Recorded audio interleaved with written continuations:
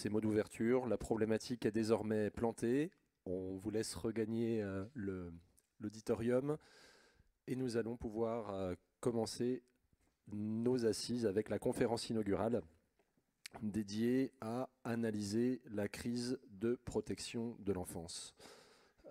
Le but ultime est évidemment d'assurer la satisfaction des besoins fondamentaux des enfants, si nécessaire d'organiser leur mise à l'abri, de suivre les situations de ces jeunes qui vivent dans des familles en difficulté, de ne pas exclure l'obligation qu'a la puissance publique d'assurer une suppléance familiale, et force est de constater l'essoufflement du dispositif. Alors, pour réinterroger les fondements juridiques de ce système de protection de l'enfance, pour réinterroger son organisation institutionnelle, ses modalités d'intervention, la hauteur du financement de cette politique, nous avons mobilisé une experte, Michèle Créoff, juriste de formation, grande spécialiste de la protection de l'enfance, qui a assuré la vice-présidence du Conseil national de protection de l'enfance, qui a assuré des politiques interministérielles, la coordination de politiques interministérielles sur les questions de maltraitance des enfants,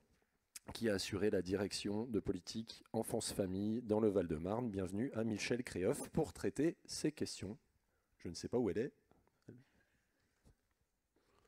La voilà. Bienvenue, Madame Créoff.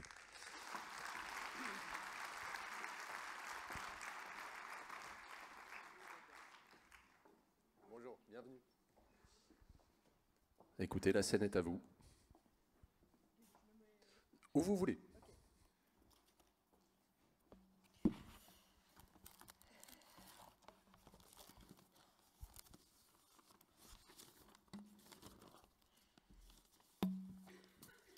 Eh bien, merci de m'avoir convié à votre colloque du CNAEMO, qui est, je le sais, un moment extrêmement important pour la profession. Et je vais tenter devant vous d'analyser ce qui nous arrive un peu aujourd'hui en protection de l'enfance, c'est-à-dire cet essoufflement, ce dispositif qui aujourd'hui souffre de plusieurs difficultés. Et notre objectif, c'est de comprendre comment nous en sommes arrivés là, pourquoi, quels sont les enjeux législatifs, juridiques, institutionnels qui font que nous sommes aujourd'hui, je pense, à une croisée des chemins, à une crise profonde que bien évidemment nous allons tous relever ensemble. Je précise que c'est une analyse que je vous propose, que ce sont des hypothèses, et que bien évidemment elles sont critiquables, amendables, discutables. J'ai entendu qu'on avait présenté mon parcours, donc vous voyez que mon analyse elle va se baser à la fois sur une expertise juridique, mais aussi sur une pratique pendant plus de 40 ans, une pratique des instances et une pratique de la direction des dispositifs et je dirais des consensus possibles entre les uns et les autres. Alors, sur la question des constats, vous les avez bien en tête. Nous sommes, je dirais, à un moment donné où notre dispositif n'arrive plus à faire face aux besoins des enfants et aux besoins des familles, et que ce soit le Conseil d'État, que ce soit le Conseil économique et social, que ce soit l'Assemblée nationale, que ce soit le Sénat, que ce soit la Cour des comptes, que ce soit le Défenseur des droits, et je pourrais citer encore d'autres instances. Tout le monde se penche au-dessus du berceau de la protection de l'enfance. Et on a des rapports qui se succèdent de façon régulière depuis plusieurs années. Parallèlement, nous avons une émotion collective, une émotion citoyenne qui se fait entendre à chaque fait divers, où nous sommes questionnés. Pourquoi la protection de l'enfance n'a pas agi plus tôt ? Pourquoi elle n'a pas repéré les violences? Pourquoi cette famille d'accueil n'était pas agréée? Pourquoi il n'y a pas de travailleurs sociaux diplômés? Etc., etc. Et donc, à chaque fois, nous avons des concitoyens qui nous questionnent sur « mais qu'est-ce que vous faites? Où est-ce que vous êtes ?» Et puis, il y a vous, les travailleurs sociaux, ceux qui travaillent dans la protection de l'enfance, qui vous questionnez tous les jours. Qu'est-ce que ça va devenir? Est-ce qu'on va avoir les financements? C'est quoi nos pratiques professionnelles? Où est-ce qu'on en est dans ce grand, je dirais, dans ce grand chambardement autour, en tout cas ce grand questionnement autour de la protection de l'enfance? Les constats sont sévères, que ce soit au regard du nombre de SDF qui sortent de l'aide sociale à l'enfance, que ce soit 70% des enfants sortant de l'aide sociale à l'enfance sans diplôme scolaire, que ce soit autour de la question du soin et donc des dénis de soins pour des enfants qui souffrent de traumas complexes. On voit bien que nos indicateurs, entre guillemets, d'efficacité ne sont pas satisfaisants quand on regarde les conséquences dans des parcours d'enfants. Donc on en est là. Et j'ai envie de vous proposer, à partir de l'évolution législative, pourquoi je pense que nous en sommes là. Je vais distinguer plusieurs causes. Des causes structurelles, c'est-à-dire des causes qui tiennent à la thématique, qui tiennent à notre politique publique, la protection de l'enfance, et puis des causes organisationnelles qui, elles, sont plus facilement, je dirais, amendables et résolvables. Pourquoi je vais citer des causes structurelles? Parce que, je le dis souvent, la protection de l'enfance, c'est la politique du dilemme. Nous sommes tous, et vous particulièrement, mais je pense aussi aux collègues juges pour enfants ou procureurs de la République, nous sommes tous, à chaque fois que nous faisons des choix, entre la souffrance des uns et la souffrance des autres, entre les droits des uns et les droits des autres. Et donc, non, la protection de l'enfance, ce n'est pas blanc ou noir. C'est un camailleux de gris, et où à chaque fois, nous sommes interpellés, individuellement et collectivement, sur quel choix faire. Or, pour autant, c'est plutôt au législateur de nous dicter ses choix. Et pour autant, le législateur a été un grand muet, en tout cas un grand euphémisateur, c'est-à-dire que nous avons des textes de protection de l'enfance, en tout cas de moins en moins, mais je parle, je dirais, des premiers textes d'il y a 40 ans, qui euphémisaient énormément la mission. Parce que notre mission est une mission que l'ensemble des personnes ne veulent pas connaître, ne veulent pas savoir. On traite de sujets que personne n'a envie de connaître en tant que ce que ça peut révéler de la nature humaine. Nous traitons de l'inceste, nous traitons de l'infanticide, nous traitons des violences intrafamiliales, nous traitons de la prostitution de mineurs et du côté des parents, nous traitons de vulnérabilités importantes qui peuvent être la maladie mentale, la toxicomanie, le handicap, etc. Et je ne sais pas si vous avez fait cette expérience-là dans un dîner en ville, quand on vous demande qu'est-ce que vous faites et que vous dites « je travaille en protection de l'enfance », il y a un petit blanc et tout le monde vous dit « oh, ça doit être compliqué ». Et on ne vous demande plus rien après. On ne veut pas savoir. Eh bien, oui, nous travaillons sur un sujet où la société, en vrai, ne veut pas savoir.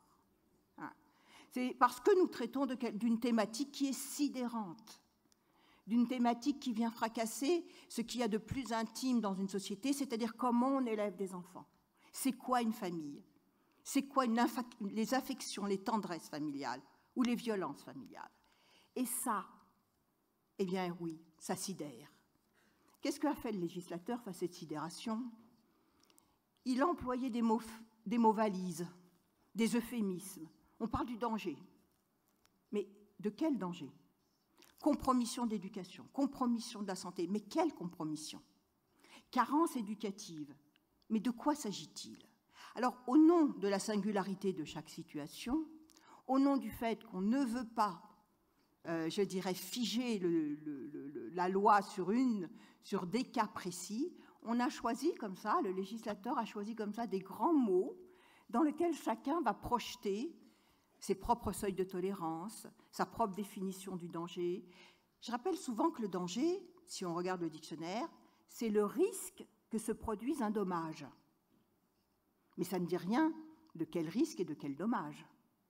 Et alors nous, en protection de l'enfance, on a inventé encore mieux, on a inventé le risque de danger, c'est-à-dire le risque du risque. Et vous voyez bien comment ce flou sémantique va plonger les professionnels, mais aussi les usagers, mais aussi les magistrats, dans des interprétations diverses et variées, dans des batailles de courants idéologiques, dans des batailles, en tout cas des représentations de la famille, de l'humain, de ce que c'est qu'un enfant, extrêmement divergentes, puisque comment dirais-je, le législateur ne le précise pas. Le législateur ne nomme pas. En tout cas, jusqu'à 2016, il ne nommait pas. Il ne nommait pas les violences intrafamiliales, il ne nommait pas la violence. Bien évidemment, il ne nommait pas les négligences. Bien évidemment, en ne nommant pas le sujet même de la politique publique concernée, eh bien, on construit, à mon sens, des diagnostics erronés. Et donc, on construit des dispositifs d'organisation erronés. Et donc, à un moment donné, la machine s'enraye. Alors, pourquoi je dis que le législateur a choisi le déni?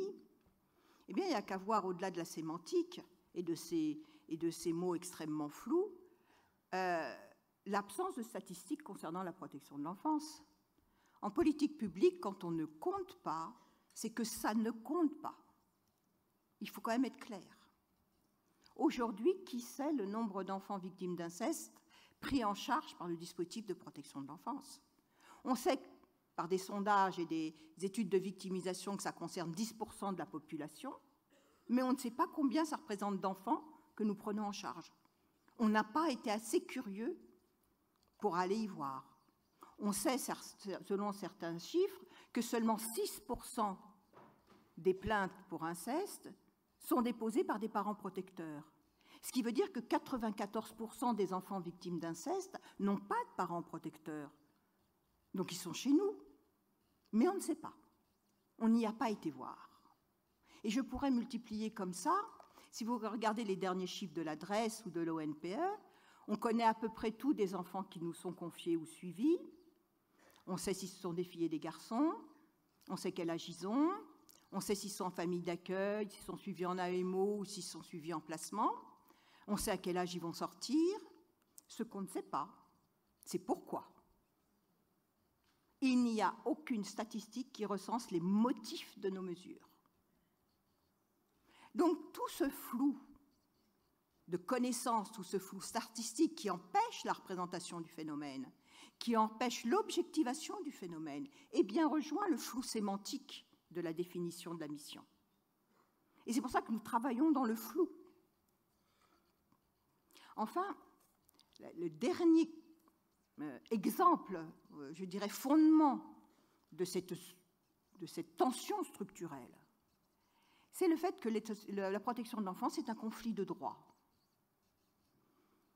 C'est un conflit de droit parce qu'il y a d'un côté le droit des parents et le droit de tout le monde à vivre en famille, le droit au respect de la vie privée, qui sont considérés comme des droits de l'homme, et heureusement, par tous les instruments internationaux, et par la Convention internationale des droits de l'enfant, qui dit que l'enfant a le droit de vivre avec ses parents. Et puis, vous avez aussi le droit de l'enfant à la vie et à la protection, qui lui aussi est considéré comme un droit fondamental, comme un droit de l'homme, et lui aussi sanctifié par des instruments internationaux. Donc on ne peut pas dire que juridiquement, il y a une force juridique qui prime d'un droit sur l'autre. Ils sont équivalents en termes juridiques. Donc comment on choisit de privilégier l'un sur l'autre quand on ne peut pas concilier les deux et conjuguer les deux? Eh bien là encore, le législateur n'a pas posé le curseur, n'a pas défini quels seraient les indicateurs qui feraient balancer d'un côté ou de l'autre. Et donc, à chaque fois que le législateur ne précise pas clairement, eh bien, qui est-ce qui va devoir préciser? Ça va être les pratiques professionnelles, c'est-à-dire les vôtres, celles des juges, celles des autres acteurs. Et donc, bien évidemment, les pratiques professionnelles vont être impactées par ce flou et par cette incapacité à énoncer véritablement les critères d'une société dans un débat démocratique qui est celui de l'élaboration de la loi, de à quel moment l'enfant doit être protégé en étant séparé de ses parents et à quel moment on prend, entre guillemets, le risque de le maintenir parce qu'on pense qu'il n'est pas suffisamment en danger. Donc voilà, il me semble quelles sont les tensions structurelles, et quand je dis structurelles, c'est parce que c'est lié à la thématique et c'est lié au fait que ce conflit de droits, il existera toujours. Et heureusement, parce que ce sont des droits fondamentaux. Alors, à partir de là, comment nous avons organisé notre politique publique? Et c'est peut-être là que je vais commencer à contester l'organisation de cette politique publique.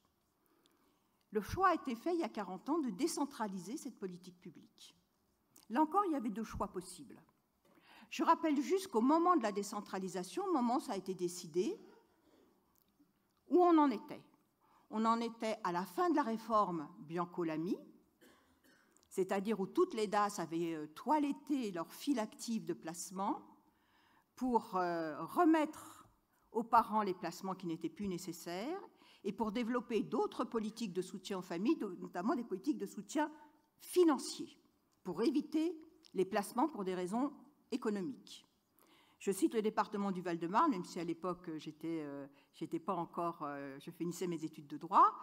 Dans le département du Val-de-Marne, avant la réforme Bianco-Lamy, il y avait 8 000 enfants placés. Après la réforme Bianco-Lamy, il n'y en avait plus que 2 500. C'est-à-dire que ce toilettage de l'ensemble des situations avait eu lieu. Parallèlement, une expérimentation sur le service unifié de l'enfance venait de rendre ses conclusions, comme quoi il était nécessaire d'avoir un service qui regroupe toutes les politiques enfance. Protection de l'enfance, PMI, mais aussi santé scolaire, service social scolaire, pédopsychiatrie, enfants porteurs de handicap. Et ça, sous l'égide d'une même entité administrative territorialisée, déconcentrée. Vous voyez, on entend encore maintenant l'idée d'une politique de l'enfance globale. C'était déjà ça la conclusion de l'expérimentation du service unifié de l'enfance. Et on devait l'élargir à l'ensemble des départements. Et arrive la décentralisation. Qu'est-ce que c'est que la décentralisation? Pourquoi on a décentralisé la protection de l'enfance? Parce qu'on a donné aux départements tout le champ social. Et donc ça veut dire qu'on a considéré que la protection de l'enfance était une politique d'action sociale. C'est-à-dire qu'on a considéré que les causes de la vulnérabilité parentale étaient principalement des causes socio-économiques ou des causes d'insertion sociale. Je ne suis pas sûre, au vu de la réalité, que ce soit ça, la protection de l'enfance. Et on a considéré également que le fait que cette politique extrêmement complexe, qui nécessitait de l'articulation de plusieurs politiques, notamment de santé et d'éducation, que cette politique, qui était une politique régalienne, puisqu'elle exécutait, puisque ces mesures étaient exécutées, étaient décidées par des juges pour enfants, et que 40 ans plus tard, c'est toujours pareil, 90% des mesures judiciaires, des mesures de protection de l'enfance sont des mesures judiciaires. Donc la politique de protection de l'enfance est avant tout une politique d'exécution de mesures judiciaires. Malgré tout ça, malgré le caractère extrêmement régalien de cette politique et de sa complexité, on a considéré que c'était juste une adjonction un peu spécialisée aux politiques d'action sociale et aux politiques de PMI. Et donc on l'a confiée au département. Sauf que plusieurs principes dans la décentralisation, et des principes constitutionnels. Premier principe, c'est le qui décide paye. C'est-à-dire qu'un département décide d'une politique, il le paye et il décide combien il va mettre dans la politique qu'il vient de décider. Sauf qu'en protection de l'enfance, celui qui décide, c'est le juge, celui qui paye, c'est le département. Puisque qu'est-ce qui fait un budget? C'est le nombre d'enfants que vous avez en charge, c'est la complexité des situations qui vont les rendre coûteuses que vous avez en charge. Et ça, qui est-ce qui le décide du nombre de placements? C'est le procureur et le juge pour enfants, puisque les mesures sont à 90% judiciaires. Et donc, vous voyez bien la tension énorme. Une politique qui va coûter de plus en plus cher et des départements qui ne vont pratiquement rien décider de cette politique, en tout cas pas le volume de la file active, et c'est bien le volume de la file active qui fait le budget, beaucoup plus qu'autre chose. Deuxième chose, c'est la liberté d'administrer des collectivités locales. Théoriquement, constitutionnellement, elles ont le droit de s'organiser comme elles le veulent. Et pour autant, le Code de l'action sociale et des familles va de plus en plus préciser aux départements leur organisation. La loi de 2007 va instaurer la CRIP, la cellule de recueil d'informations préoccupantes.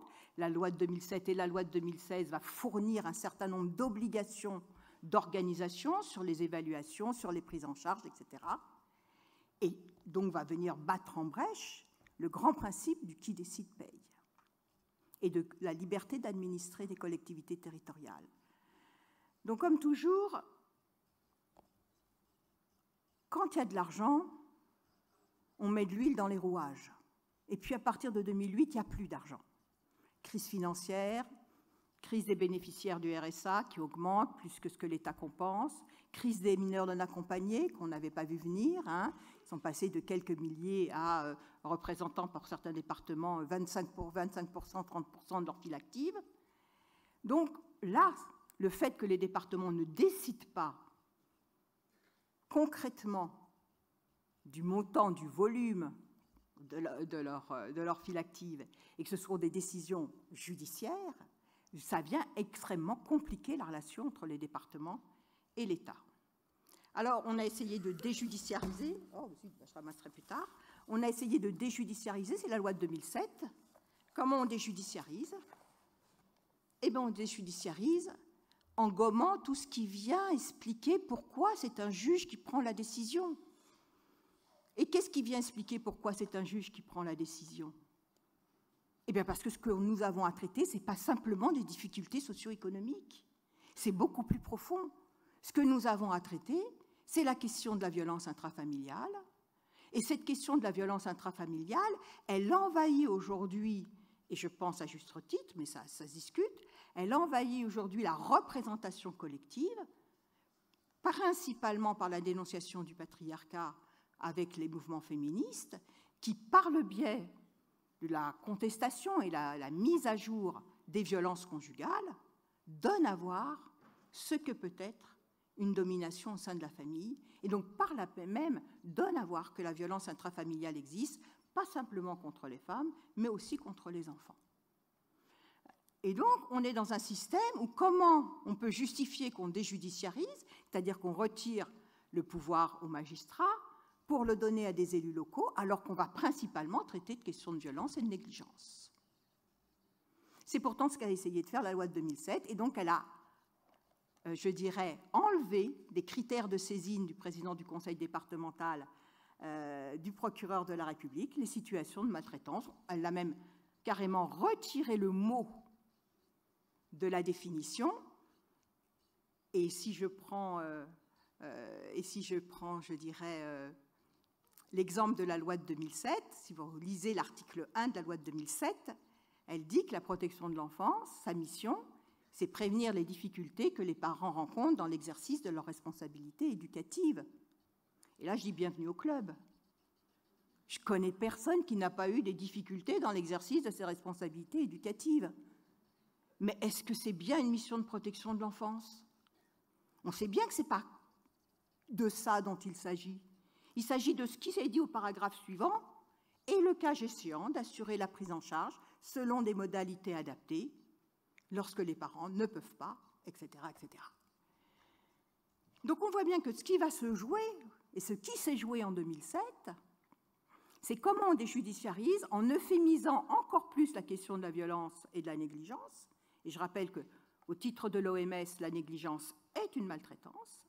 Comment on va euphémiser encore plus tout ça et comment on va, comme critère de saisine, avoir la bonne volonté des parents de se prêter à l'évaluation ou d'accepter les mesures administratives avant de constater leur inefficacité et de pouvoir saisir le juge pour enfants, le procureur de la République.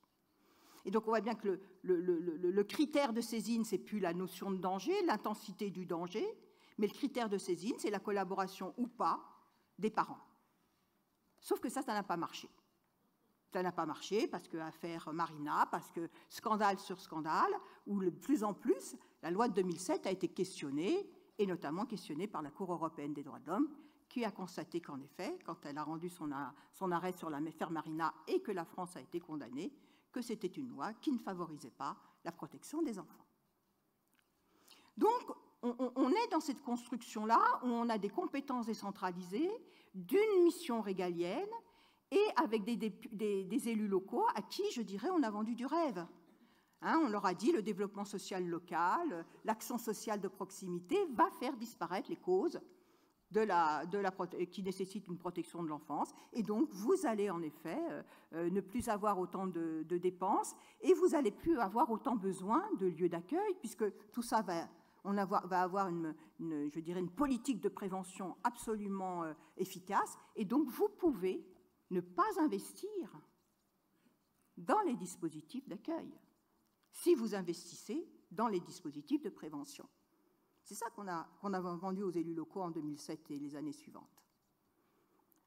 Et puis, bien, ça nous a rattrapés. Non, les placements ont continué à augmenter, et pas simplement à cause de l'arrivée des mineurs non accompagnés, qui là aussi, on pourrait questionner quel est le niveau de compétences régaliennes dans la définition de l'état civil d'une personne qui rentre sur le territoire français, et est-ce que c'est bien la protection de l'enfance, je dirais en qualifiant le danger, de définir la minorité de quelqu'un. On pourrait aussi questionner, est-ce que c'est bien à des travailleurs sociaux de la protection de l'enfance de définir l'état civil de quelqu'un, puisque l'âge de quelqu'un, c'est bien une participation à son état civil. Vous voyez comment cette confusion entre mission régalienne et mission territorialisée, décentralisée. Donc, on va avoir comme ça une très grande tension sur cette politique, puisque les payeurs ne sont pas vraiment les décideurs, et ce n'est pas parce qu'on va définir que le président du conseil départemental est chef de file qu'il va avoir la légitimité pour coordonner sur son territoire non seulement les services judiciaires, ses propres services, mais les services de santé, mais les services de l'éducation nationale, etc., etc. Absolument pas. Malgré 40 ans de décentralisation, le président du conseil départemental n'a pas acquis cette légitimité, ce leadership, pour pouvoir coordonner des politiques publiques aussi complexes et aussi diversifiées que celles de la protection de l'enfance. À partir de cette tension-là, organisationnelle, et je rajouterais, il y a eu des tensions professionnelles. C'est-à-dire que les pratiques professionnelles se sont trouvées confrontées à ce flou sémantique et à ce flou, je dirais, de concept, et avec des décideurs qui étaient en tension, aussi bien du côté du champ judiciaire que du côté du champ décentralisé. Et dans ce contexte-là, une évolution absolument rapide des connaissances. C'est-à-dire qu'avec les neurosciences et l'imagerie médicale du cerveau et la théorie des besoins fondamentaux de l'enfant et la théorie de l'attachement, on a fait un bond absolument incroyable dans la connaissance qui existait déjà. Hein. En fait, ce qu'on fait aujourd'hui, ça confirme des connaissances empiriques qui avaient déjà été observées et théorisées préalablement. Mais là, on a, je dirais, entre guillemets, un saut officiel, une vérité officielle, avec la démarche de consensus sur les besoins fondamentaux en protection de l'enfance, qui, je dirais, rappelle tous ces grands concepts, et le référentiel sur l'évaluation des situations de danger de la Haute Autorité de Santé, qui est considéré maintenant comme le référentiel national introduit dans la loi. On voit bien que le législateur a rattrapé son retard et qu'il a conduit des lois qui sont extrêmement précises sur les concepts et sur les outils obligatoires que nous devons utiliser. Et qu'il y a un consensus conceptuel qui s'est construit. Mais consensus conceptuel qui n'a pas encore atteint les pratiques professionnelles de terrain dans toute leur diversité, toute leur globalité. Donc on est à un moment donné où les pratiques professionnelles ne sont pas complètement en phase avec les connaissances du moment. Et les connaissances du moment ne sont pas neutres. Tout ce qu'on qualifiait comme troubles du comportement semble être des troubles du développement. Et on voit bien qu'à ce moment-là, ce n'est pas la même réponse. Si c'est des troubles du comportement, on est bien dans des pratiques éducatives à la réponse. Si c'est des troubles du développement, on est plutôt sur des pratiques de complémentarité avec le soin, aussi bien physique que psychique, et des accompagnements de rééducation. On en est où dans le cadre des pratiques professionnelles en protection de l'enfance sur ce basculement de concepts? Donc, nos pratiques professionnelles, elles sont comme ça, à ce moment charnière. Comment on rattrape l'état des connaissances, comment on suit l'état des connaissances et comment on transforme les pratiques professionnelles alors que les décideurs ne sont pas assez mobilisés, notamment les départements, pour s'attaquer, entre guillemets le terme s'attaquer, peut-être accompagner plus précisément l'évolution des pratiques professionnelles. Donc on est à ce moment-là charnière où, en effet, à mon sens, les départements ne sont plus capables, pour toutes les raisons que j'ai évoquées, d'être les pilotes de la protection de l'enfance.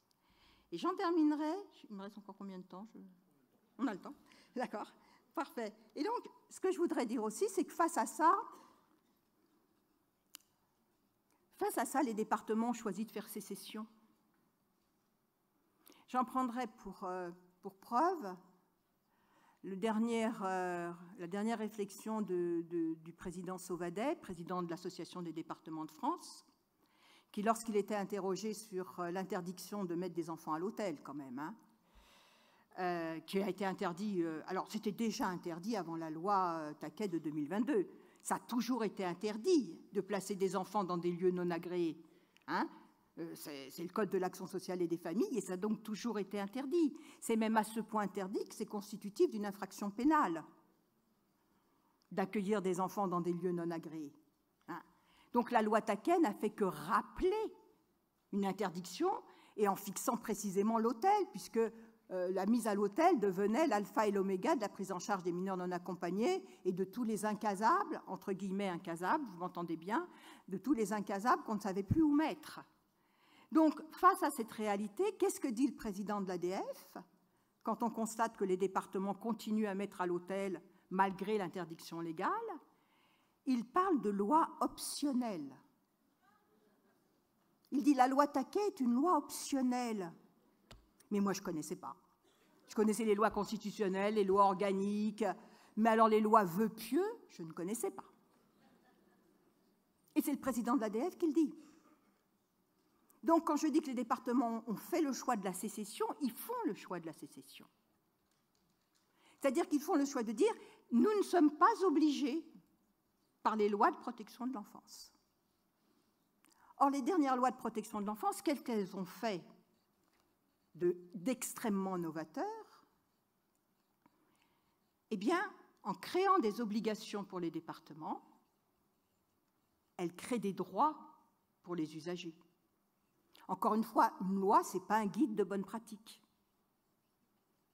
Donc, quand on dit que le référentiel de la Haute Autorité de Santé est le référentiel national pour évaluer les situations de danger, ça veut dire que les parents et les enfants ont le droit que leur situation soit évaluée selon le référentiel de la Haute Autorité de Santé, qui est un référentiel qui a été construit pour promouvoir une objectivation des observations, pour caractériser correctement le danger et notamment nommer la violence, et qui est un référentiel participatif, dont on doit recueillir et l'avis de l'enfant et l'avis des parents. Et ça, donc, c'est des droits pour les usagers. Et donc, tout département qui ne forme pas ses travailleurs sociaux à ce référentiel et toutes les évaluations qui sont faites en dehors de l'application de ce référentiel sont illégaux. Mais en protection de l'enfance, ce n'est pas grave. En protection de l'enfance, un enfant ne peut pas saisir le tribunal administratif parce qu'il vient d'être séparé en étant séparé de ses frères et sœurs, alors qu'on en est à la 3e loi qui interdit la séparation des fratries. En protection de l'enfance, un enfant ne peut pas saisir le tribunal administratif parce que personne n'a élaboré son projet pour l'enfant, obligatoire depuis la loi de 2007. En protection de l'enfance, un enfant qui n'a pas bénéficié du bilan médical à son admission pour savoir quels sont ses besoins de soins et son état de santé ne peut pas saisir le tribunal administratif pour que le b.a.-ba, c'est-à-dire s'assurer qu'il est en bonne santé ou s'assurer de quels soins dont il a besoin, n'a pas été fait. Parce qu'en protection de l'enfance, l'enfant ne peut pas saisir le tribunal administratif puisqu'il est incapable juridiquement. Il peut saisir le juge pour enfants, mais qui ne peut rien y faire si le département n'applique pas le Code de l'action sociale et des familles. Encore une fois, le juge pour enfants n'est pas le juge de l'application du Code de l'action sociale et des familles. Il ne peut pas donner d'injonction à l'administration départementale. Il ne peut pas prévoir une réparation des dommages causés par l'inertie de l'administration départementale. Il ne peut rien faire. Seul le tribunal administratif peut faire quelque chose, mais l'enfant ne peut pas le saisir. Et il ne pourra le saisir qu'à sa majorité pendant 4 ans. Résultat des courses, la Cour européenne des droits de l'homme a condamné la France en 2023 dans l'arrêt Lost en constatant que les enfants n'avaient pas de recours effectif en droit français contre les administrations qui n'appliquaient pas les lois de protection de l'enfance. Donc non seulement les départements font sécession, mais ils font sécession dans un contexte juridique d'une totale impunité, d'un véritable déni démocratique, où des élus locaux n'appliquent pas les lois votées, toutes votées à l'unanimité, et aucun recours juridique n'existe pour les usagers qui sont ainsi lésés. Eh bien ça ne peut exister qu'en protection de l'enfance. Donc après qu'on ne s'étonne pas que nous soyons si démunis face à l'effondrement de notre dispositif, rien n'a été prévu pour contraindre en quoi que ce soit les départements à appliquer la loi. Rien. Des lois sans sanction, des lois sans possibilité de recours. Les départements viennent de décider de ne pas appliquer le Ségur, ils ne vont pas l'appliquer. Les départements décident de continuer à placer à l'hôtel, ils vont continuer à placer à l'hôtel. Donc comment voulez-vous que quand... Et c'est pour ça que je dis qu'il y a maintenant, il est absolument urgent d'avoir une autre politique de protection de l'enfance. Alors, est-ce qu'il faut recentraliser? Ou est-ce qu'il faut faire autrement? Ce que j'ai dit à l'Assemblée nationale dans le cadre de mon audition, l'important, c'est peut-être pas cette question-là. L'important, c'est peut-être de dire, on a aujourd'hui des lois qui sont claires sur l'énonciation du danger, l'énonciation de la violence. Le législateur a fait du bon boulot ces 10 dernières années. On a des lois qui précisent que, l'article 1 de la loi de 2016, que la protection de l'enfance, c'est garantir les besoins fondamentaux de l'enfant, son développement, sa santé, dans le respect de ses droits. Donc on sait que notre point d'ancrage, notre point de référence, c'est la satisfaction des besoins fondamentaux. Et on sait depuis la démarche de consensus que c'est le méta-besoin de sécurité, c'est-à-dire toute la sécurité physique, affective, qui va être le point nodal pour caractériser le danger s'il y a une insatisfaction du méta-besoin de sécurité. Donc on sait à peu près ce qu'on doit faire, on sait comment on le doit faire, et on sait quels droits nous devons respecter. Donc le législateur, là, il a fait le job. Il a même enfin défini l'inceste.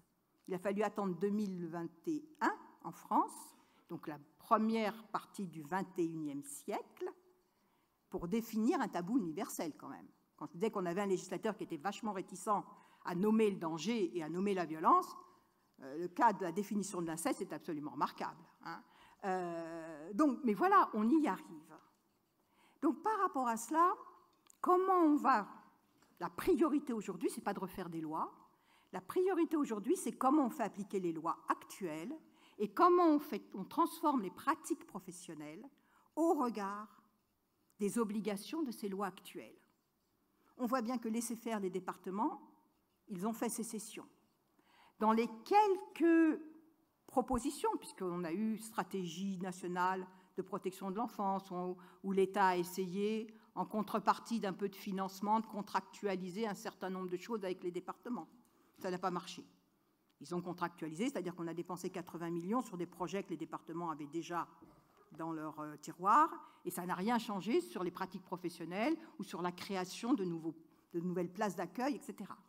Donc on voit bien que la simple contractualisation dans un deal donnant-donnant, je donne un peu d'argent et tu crées des places, ou je donne un peu d'argent et tu formes tes travailleurs sociaux, on voit bien que ça ne fonctionne pas. Donc, est-ce qu'il faut recentraliser ou est-ce qu'il faut avoir une politique décentralisée où il y a des sanctions, où les usagers ont le droit de contester lorsque leurs droits sont bafoués, où on a des budgets fléchés, c'est-à-dire qu'on ne laisse pas les départements complètement choisir là où ils mettent l'argent, mais qu'on dit vous mettez tant dans la protection de l'enfance parce que, vu votre situation, vu le nombre d'enfants que vous prenez en charge, vu le nombre de fois où les juges sont saisis, vous mettez tant. Est-ce qu'on doit aller jusqu'à des budgets fléchés? En tout cas, Ce qu'on sait aujourd'hui, c'est que, vu les enjeux devant nous, en termes de formation et de recrutement, en termes d'investissement dans des places d'accueil et des places d'accueil adaptées, c'est-à-dire quand même une politique qui va un peu penser la désinstitutionnalisation, parce que arrêtons de penser qu'on va pouvoir continuer à avoir des mecs de 40, 60, 80 places avec des enfants qui, très clairement, présentent des troubles du développement importants, parce que très concrètement, ils ont été exposés aux violences, et voire pour la plupart d'entre eux, ils ont été victimes de violences. Et que maintenant nous savons à peu près ce que ça fait sur un développement d'enfants d'avoir été exposés aux violences. Donc, on sait qu'il va falloir travailler nos institutions, nos modalités d'accueil. On sait par exemple que si on accueille, ce qui sont les premières études que nous avons, quand on regarde certaines files actives, il y a quelques départements et quelques associations qui s'y risquent et qui regardent leurs files actives. On voit que sur les questions d'inceste, on est plutôt entre 37 et 40% d'une file active. Hein. Eh bien, comment on fait quand on accueille en collectivité 40% d'enfants qui ont été victimes d'agressions sexuelles? Qu'est-ce qu'on doit changer dans nos prises en charge si on ne veut pas qu'il y ait réitération? Qu'est-ce qu'on doit changer dans nos prises en charge pour que la question de la réappropriation de leur corps soit possible et ainsi prévenir les risques prostitutionnels? Donc on voit bien qu'on a des chantiers absolument phénoménaux et passionnants devant nous. Donc il va falloir de l'argent, un vrai plan Marshall, il va falloir de l'expertise, et il va falloir un pilote dans l'avion, et il va falloir des contraintes, et des injonctions, et des sanctions. Et je ne suis pas sûre qu'un tel plan Marshall puisse se piloter avec 100 pilotes dans l'avion. Donc, est-ce que ça s'appelle recentralisation? Est-ce que ça s'appelle aménagement de la décentralisation? Mais ce qu'il faut, c'est un plan Marshall. Ce qu'il faut, c'est des financements à la hauteur des enjeux. Et il faut un pilote légitime qui a dans sa boîte à outils, oui, de l'argent, mais aussi de la contrainte, du contrôle et de l'expertise. Et puis, la dernière chose que je voudrais dire pour finir, c'est que nos enjeux, ils sont là, et que nous sommes, nous, les professionnels, sous haute surveillance. Nous avons un champ sociétal, un contexte sociétal, et nous le voyons encore là, ce qui se passe dans le cadre du procès Le Squarnec, mais ce qui va aussi se présenter dans le cadre du procès Betaram, parce qu'il y aura un procès Betaram. Nous avons une population, nous avons une société civile qui nous demande des comptes. Nous avons une société civile qui est inquiète. Et je dis heureusement, c'est-à-dire que nous avons une émotion collective qui est inquiète, mais qui, en même temps que d'être inquiète, est mobilisée, a pris conscience de l'importance des violences intrafamiliales, a pris conscience de l'importance de la petite enfance et de ce moment où tout peut basculer parce que l'enfant n'est pas correctement accompagné, que ses besoins ne sont pas satisfaits, notamment son méta-besoin de sécurité. Donc on est dans une prise de conscience collective sur laquelle nous ne devrions pas être méfiants, mais sur lequel nous devrions tabler, compter, pour proposer à la société une autre façon de faire notre métier. Et ce que je voudrais dire aussi, c'est que nous avons des alliés. Moi, j'ai vu en ces 10 dernières années, mais vivre, fleurir les ADEPAP, les associations repères, là, le collectif de vigilance des enfants placés. C'est-à-dire que les anciens enfants placés sont en train de nous dire on existe, on a des revendications, on veut les travailler avec vous, on veut mener le combat avec vous. Et nous sommes des acteurs de la protection de l'enfance, nous les anciens. Et pourquoi pas ceux actuels aussi. Donc voilà, ce que je voudrais dire, c'est que oui, on est dans un bouleversement absolument extraordinaire. Mais nous avons des alliés, nous savons ce qu'il faut faire. Après, ce qu'il manque, c'est une politique de l'enfance, c'est un pilotage national, c'est des financements, c'est des objectifs clairs et clairement évalués. Mais je crois que nous pouvons atteindre ce but si nous sommes tous au clair sur quels sont les besoins fondamentaux de ces enfants-là et qu'est-ce que nous sommes prêts à mettre sur la table pour pouvoir les satisfaire. Je vous remercie de votre attention.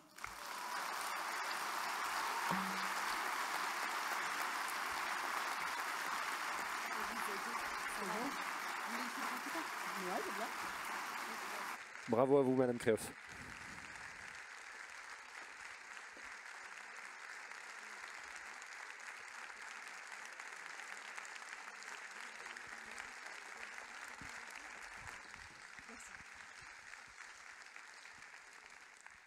Bravo et merci beaucoup pour avoir exposé si brillamment les termes du débat, rappelé des points essentiels et, ce n'est pas la moindre des qualités dans un colloque, excellemment respecter votre temps de parole, qui nous permet de prendre un temps d'échange avec la salle.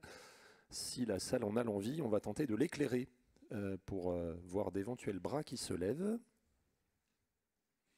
Alors, je vois Roland Dilly qui a levé le bras. Est-ce qu'on peut mettre de la lumière sur la salle, s'il vous plaît? Merci. Je ne sais pas s'il y a une captation vidéo des questions. Peut-être vous inviter à vous lever quand vous prenez la parole, si c'est le cas. Roland, si vous voulez bien. Oui. Donc, Roland Dilly, président de l'AIRE. Donc, côté handicap. Et cette question de centralisation, décentralisation, elle évoque tout le travail qu'on essaye de mener avec le CNAEMO, l'AMEX, le GEPSO, sur comment travailler, en tout cas au décloisonnement des pratiques, mais dans le schéma que vous proposez avec un pilote unique, nous on revendique aussi un pilote unique de l'ensemble des mesures pour l'enfance, et y compris du décloisonnement entre protection de l'enfance et handicap, puisque 40% des jeunes qui sont en handicap, on les partage avec les collègues de la protection de l'enfance. Par contre, on n'a pas les mêmes politiques, on n'a pas forcément les mêmes enjeux. Et pour l'instant, on en est à essayer de démontrer que c'est sur le terrain qu'on essaye de faire avancer les choses. Mais qu'est-ce que vous pensez d'une politique unifiée de l'enfance qui renvoie aussi sur les questions de santé mentale? Parce que les questions de santé mentale, elles nous traversent en ce moment. Et dans les enfants qui sont les moins bien accompagnés, on a souvent des gens en grande souffrance avec des troubles et de la souffrance psychique ou psychiatrique. Merci de votre question. C'est pour ça que j'ai commencé mon propos en parlant du service unifié de l'enfance. C'est-à-dire que ce que vous appelez de vos voeux, et moi aussi, c'était déjà ce qui a été testé dans les années 80, ce service unifié de l'enfance, sous une même autorité, politique de protection de l'enfance, politique de l'ASE, si je simplifie, politique du handicap, politique de la pédopsychiatrie, politique de la santé scolaire et de l'action sociale scolaire, et politique de protection maternelle et infantile. Tout ça devait être regroupé sous une même entité administrative, dans un but, et ça a été expérimenté dans plusieurs départements à l'époque, dans plusieurs DAS, dans un but, bien évidemment, de décloisonner ce fonctionnement en silo, et dans le but de prendre enfin en charge l'enfant dans toute la globalité de son développement et de ses besoins, et pas en fonction de ses symptômes ou en fonction de ses orientations. Vous parlez des ITEP, moi je dis souvent, c'est vraiment en fonction des ressources familiales et peut-être du niveau socioculturel familial qu'un enfant maltraité va se retrouver pour les uns à l'ASE et pour l'autre en ITEP parce qu'il a des troubles du développement. Et pour autant, la cause sera la même. Donc, qu'est-ce qu'on fait pour retrouver ce qui a été testé quand même, enfin on vient de perdre 40 ans, ce qui a été testé en 1980, 81, 82, 83, pour recréer cette synergie, cette articulation entre des politiques de santé, des politiques d'éducation, des politiques scolaires, des politiques de rééducation, pour qu'on puisse prendre l'enfant dans sa globalité. Je pense que c'est l'enjeu premier. Et si je reprends ce que vous disiez par rapport à la pédopsychiatrie, là aussi, j'entends les revendications. Oui, mais il n'y a plus de pédopsychiatre. Oui, mais l'État ne remplit pas ses obligations en pédopsychiatrie. Ce qui est complètement vrai. Et pour autant, nous savons tous, je pense, que la question de la thérapie, notamment de la thérapie psychique, ne va être possible pour un enfant que si son accueil en suppléance parentale le permet, c'est-à-dire on ne peut pas avoir d'un côté des accueils qui ne soient médiocres, voire qui soient violents, voire qui soient inadaptés, et des thérapies qui fonctionnent.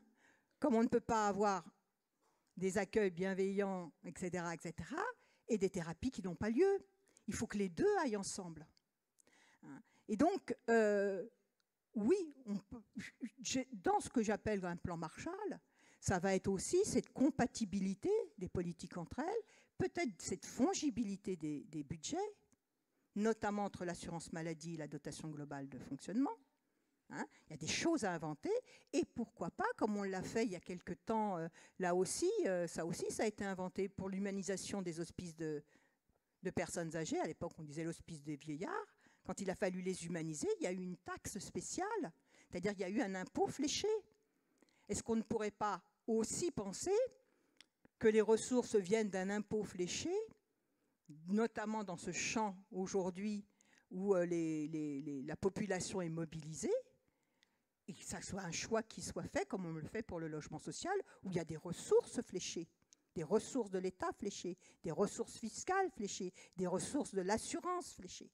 C'est-à-dire qu'on a vraiment, à mon sens, à imaginer, en termes de plan Marshall, à la fois des financements fongibles, à la fois des pratiques corrélées et pilotées, et donc, bien évidemment, dans le cadre d'un pilotage national extrêmement légitime et extrêmement interministériel. Je ne vois pas d'autre solution. Et ce n'est pas un haut commissaire à l'enfance qui va pouvoir jouer ce rôle-là, soyons quand même extrêmement clairs. Hein. Merci. Alors, je scrute la salle pour voir s'il y a une autre question.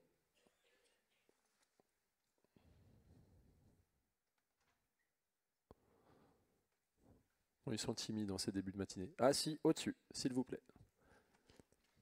Au niveau de la régie, si c'est possible d'éclairer un peu plus la salle encore, on les verra mieux. Merci beaucoup. Puis ça réveillera ceux qui pourraient s'assoupir. Oui, ça réveille un peu. Moi, je suis Laetitia Bonnier, je suis éducatrice dans un service d'AEMO à Nîmes. J'ai beaucoup apprécié votre intervention, merci beaucoup. Et comme vous avez parlé d'une audition à l'Assemblée nationale, je me demandais comment ça a été reçu et en même temps, comment vous pressentez au niveau politique les réponses qui vont être apportées. S'il vous plaît, merci. Mais écoutez, pour être très clair, d'abord, je ne devais pas être auditionnée.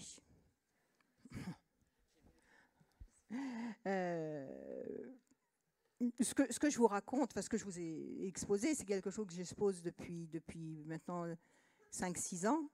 Donc c'est relativement connu. C'est relativement connu des acteurs de la protection de l'enfance. Et en plus, c'était dans le livre que j'ai écrit quand j'étais vice-présidente du Conseil national de protection de l'enfance. Donc voilà. Donc pour toutes ces raisons-là, je ne devais pas être auditionnée. Et puis Isabelle Santiago, qui a été vice-présidente en protection de l'enfance du département du Val-de-Marne, donc j'étais sa DGA, donc c'était mon élu, comme on dit, dans la décentralisation, m'a demandé quand même de venir présenter cela, alors qu'elle n'est pas du tout, je dirais, d'accord avec ce que je dis, notamment quand je conclus que les départements ne sont peut-être pas à la bonne place. Donc voilà, je pense que mon intervention a un peu surpris, elle a été extrêmement bien reçue, mais dans le cadre d'une audition de l'Assemblée nationale, c'est-à-dire très clairement, hein, vous aviez 8 députés. Hein. Non mais voilà. Hein.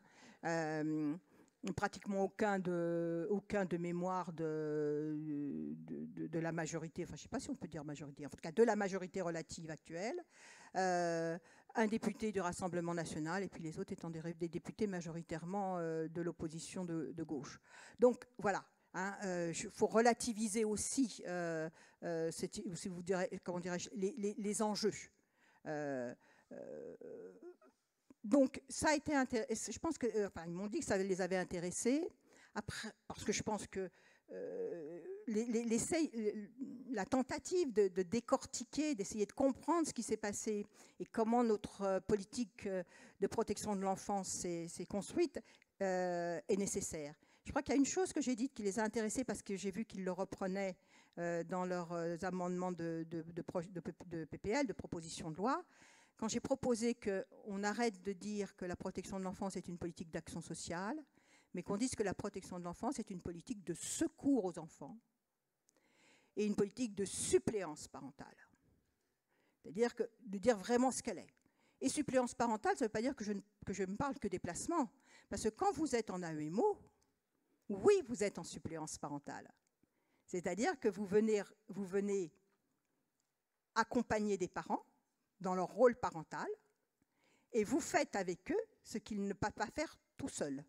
Donc, votre suppléance parentale, elle est beaucoup moins large que la suppléance parentale des collègues qui accueillent en séparation, mais elle est quand même existante. Et le concept de suppléance parentale, ce n'est pas moi qui l'ai inventé, c'est Durning,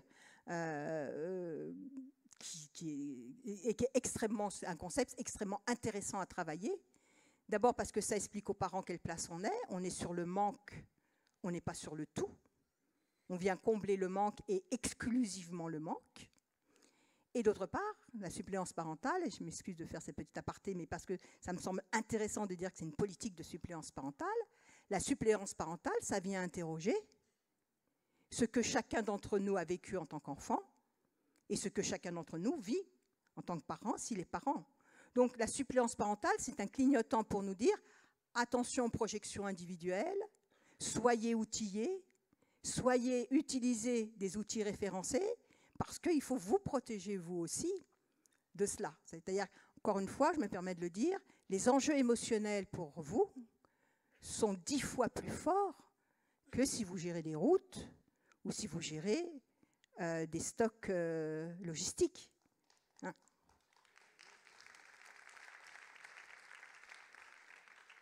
Et ça, on ne peut pas faire cette économie-là de penser c'est quoi avec quoi vous travaillez, avec quoi nous travaillons.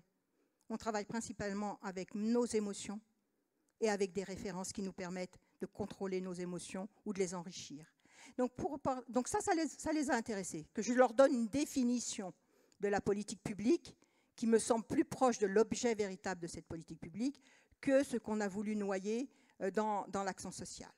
Après, qu'est-ce que ça va donner? Je ne sais pas ce que ça va donner, j'attends avec intérêt, ça doit être le 8 avril, la mission d'enquête de l'Assemblée nationale doit déposer ses propositions.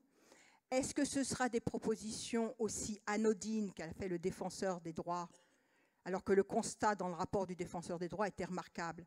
Mais les propositions, c'était les sempiternelles propositions absolument consensuelles où personne ne peut être contre, qui est il faut de la formation, il faut de la coordination. Et ça change, soit il faut de la coordination d'abord et de la formation après, mais de toute manière, vous pouvez lire tous les rapports, coordination, formation, formation, coordination. Et rien sur la question des institutions, et rien sur la question de comment on construit de l'expertise. On est dans un enjeu absolument incroyable de basculement des pratiques professionnelles. Où est l'expertise? Où est-ce qu'en est le tissu de formation? Est-ce que dans les IRTS, on forme au référentiel de la Haute Autorité de Santé, qui est un outil légal obligatoire? C'est déjà la réponse, hein. Donc voilà, c'est à un moment donné, qui est-ce qui va produire de l'expertise et de l'expertise qui va venir se décliner jusque sur le terrain. Je dirais juste, et puis je m'en terminerai là. Moi, j'ai vécu l'opération Pouponnière quand j'étais au ministère. Alors, la fin de l'opération Pouponnière. C'est quoi l'opération Pouponnière? C'est il y a plus de 30 ans, on remarquait que les bébés en pouponnière mouraient de mort subite et qu'ils développaient des troubles qu'on a appelés l'hospitalisme, etc. Et ce n'était pas possible. Donc l'État a construit une opération pouponnière, c'est-à-dire avec des experts absolument remarquables, Myriam David, Geneviève Appel, les Bovici, etc. Enfin, tous ces grands thérapeutes du jeune enfant qui se sont penchés sur le berceau. Et puis, dans chaque pouponnière, il y avait des référents de l'opération pouponnière. Et dans les départements, il y avait des pilotes de l'État qui réunissaient 2 fois par an tous les référents pouponnières sur le département. Et ça remontait, ça remontait. Et donc, on a éradiqué l'hospitalisme dans les pouponnières par l'opération pouponnière. Et puis, la décentralisation est arrivée. On a mis fin à tout ça et il n'y a plus d'opération pouponnière. C'est-à-dire, je voulais donner cet exemple-là comme pour répondre à ceux qui voudraient dire si c'est recentralisé, il n'y aura plus d'accessibilité au terrain, mais heureusement que l'accessibilité au terrain, ça se construit quel que soit le lieu de décision. Et donc, où va être l'expertise pour permettre en effet les transformations? Donc voilà, je ne sais pas, je vais attendre de voir ce qui va se dire le 8 avril, si ça va être des propositions courageuses ou si ça va être les sempiternelles propositions de coordination, formation. Merci à vous. On va prendre une dernière question. Oui. Bonjour, Norbert Giuliani, je dirige l'APEA 34 dans l'Hérault. C'est peut-être une réaction par rapport à vos propos. Je vous remercie d'ailleurs de ces propos qui font du bien à entendre. En fait, c'était pour faire part du cynisme actuel de nombreux départements sur effectivement le fait de considérer les lois de protection de l'enfance comme des lois optionnelles. Et pour le coup, là, par rapport à l'arrêté récent de la Cour de cassation sur les PEAD, viennent nous expliquer qu'ils sont bien obligés d'appliquer la loi, réagissent extrêmement rapidement, avec un effet d'opportunité qui vont leur permettre de doubler, voire tripler le nombre de mesures exercées à moyen constant. Et ils nous expliquent vraiment que leur argument, c'est l'application de la loi, ils sont bien obligés de le faire. Voilà.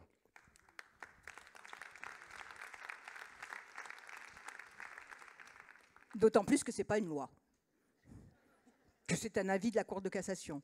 Avis qu'on avait prévu hein, dès 2018, le CNPE rendait un avis comme quoi les PEAD étaient illégaux. Hein. Je veux dire, tout le monde le savait, aussi bien les juges qui les prononçaient que les départements qui les finançaient. Hein. Le droit existant ne permet pas à la fois de considérer qu'il faut placer un enfant et à la fois de le laisser à domicile. Donc la Cour de cassation n'est venue que confirmer ce qu'on avait déjà dit à d'autres endroits, mais ça intéressait énormément les départements, les PEAD. Ça coûte 3 fois moins cher qu'un placement à domicile, qu'un placement réel. Hein. Et donc, quand tous les départements ont été taxés de ne pas créer des places, ils ont créé du PEAD, en disant on crée des places de placement, ce qui n'était pas vrai. Et comme nous n'avons pas pu, parce que là aussi nous avions essayé dans le cadre du Conseil national de protection de l'enfance de faire une démarche de consensus, sur lequel, puisqu'on voyait bien qu'il y avait des PEAD, au moins qu'il y ait un référentiel pour dire quelles sont les situations pour lesquelles il pouvait y avoir du PEAD et quelles sont les situations pour lesquelles il ne pouvait pas y en avoir. Et nous avions proposé que le PEAD ne soit pas possible pour les enfants de moins de 3 ans, parce que vraiment ceux-là, ils ne peuvent pas appeler au secours quand ça ne va pas bien, hein, et qu'il ne soit pas possible quand il y avait de la violence suspectée. On n'a pas obtenu, dans le cadre de cette démarche de consensus, qu'il y ait un référentiel sur ce qui était possible et ce qui ne l'était pas. Comme nous n'avons pas obtenu qu'il y ait un référentiel de normes. C'est quoi des pratiques intensives à domicile? C'est 1 fois par semaine? C'est 2 fois par semaine? C'est tous les jours? On ne savait pas. Et donc vous aviez des PEAD qui avaient des contours et des contenus totalement différents d'un département à l'autre et d'une association à l'autre. Donc voilà ce que je peux vous dire. Et bien évidemment aujourd'hui, comme pour le Ségur, les départements, quand je dis qu'ils font sécession, ils font sécession. Ils ne veulent plus en vrai s'occuper de cette politique, qui encore une fois représente 2% de leur population juvénile. 2%. Ça n'a aucune rentabilité électorale. Aucune. Et ça coûte très cher.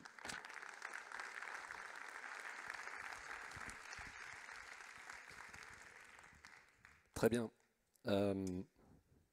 Bon, allez, une ultime question. J'ai vu qu'un bras se levait devant. On prend le temps. Et puis ensuite, peut-être Pavo aura-t-il un mot de bienvenue à nous signaler? Bonjour, je suis Laurence d'Hospital, très éloignée au sens, j'ai envie de dire, académique de vos métiers. Je suis coach, consultante et formatrice. J'ai beaucoup aimé votre intervention qui me questionne, moi, et vous avez parlé de l'affaire Betaram sur le monde de l'éducation. Donc, effectivement, la mise en sécurité des enfants dans l'éducation, mais vous avez aussi parlé de la formation. Là, je suis directement concernée, moi, dans mes fonctions.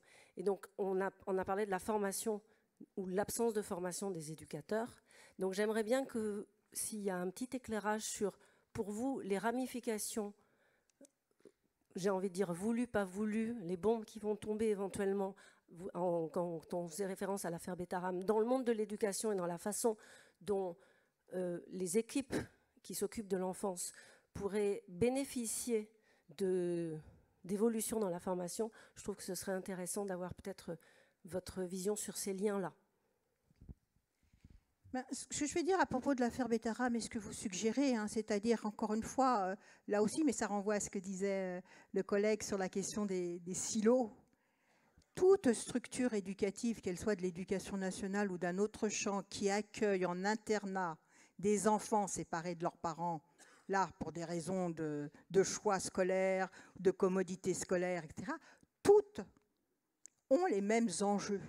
Comment assurer la sécurité d'enfants qui vivent en collectivité, c'est-à-dire dans une promiscuité, dans des questions de respect de l'intimité du corps et de l'intimité psychique, avec les contraintes du collectif, c'est-à-dire la vie collective, qui est extrêmement fatigante, hein, parce qu'il faut tout négocier, et les enfants qui vivent en collectivité, mais comme nous, si on vivait toujours ensemble, hein, eh bien, faut négocier tout. Qui est-ce qui va à la douche? Qu'est-ce qu'on mange ensemble? Comment on fait les devoirs ensemble? Comment on a des moments de tranquillité? Comment on respecte les consignes, etc., etc. Donc, on sait que ce sont les mêmes enjeux, que les critères de contrôle sont les mêmes.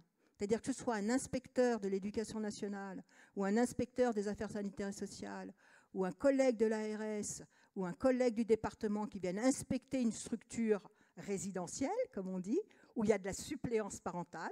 En internat, les collègues qui gèrent l'internat scolaire, ils sont en suppléance parentale. C'est-à-dire qu'ils sont en responsabilité d'enfants qui ne sont pas les leurs et ils font des tâches que font habituellement les parents. Hein. Donc, on sait ce qu'il faut faire. Ça a été hyper documenté. Quand j'étais au ministère, j'ai animé le groupe de travail sur les violences en institution et on a pondu un guide qui s'appelle « Prévenir, repérer et traiter les violences en institution à l'encontre des enfants et des jeunes ». Et ça, c'était dans les années 2000. Donc, je veux dire, le savoir, nous savons. Les réflexions existent, les études existent, les modalités de contrôle existent, les modalités d'accueil existent. Comment cette culture se diffuse, c'est ça que j'entends derrière votre question, comment cette culture se diffuse, comment on contrôle qu'elle se diffuse, eh bien ça, c'est tout l'enjeu à la fois de la formation initiale, à la fois de la formation continue et à la fois des équipes de contrôle. Si quand vous contrôlez un établissement, vous le contrôlez à partir de concepts, à partir d'attendus, à partir de principes d'action. Hein. Là aussi, c'est un choix qui a été fait en 2002, hein, de dire que ça allait être des audits externes, faits par des personnes qui sont financées par ceux qui le contrôlent. C'est quand même extraordinaire, hein, en termes de recherche de l'objectivité. Hein. Plutôt que de dire il faut des corps d'inspection indépendants et des financements et des décideurs pour être vraiment dans une objectivation de contrôle. Donc c'est des choix, encore une fois. Encore une fois, tout ça, ce sont des choix. Mais c'est normal, la loi de 2002, c'était on gère tout ça comme on gère de la prestation. Ceux qui sont admis sont des clients et on leur offre de la prestation et on a un contrat, etc. Ce qui est complètement inadapté en protection de l'enfance, on est bien d'accord. Mais bon, c'était quand même l'idéologie dominante à l'époque. Mais bon, voilà, on paye tout ça aussi, hein, parce qu'à chaque fois qu'on contrôle un établissement, ben, on forme ses cadres, on forme ses agents et on leur dit, encore une fois, ce que j'essayais d'expliquer, qu'est-ce que la puissance publique attend du service rendu en termes de respect de la personne humaine, de ses droits, du respect des salariés, etc., etc. Merci à vous.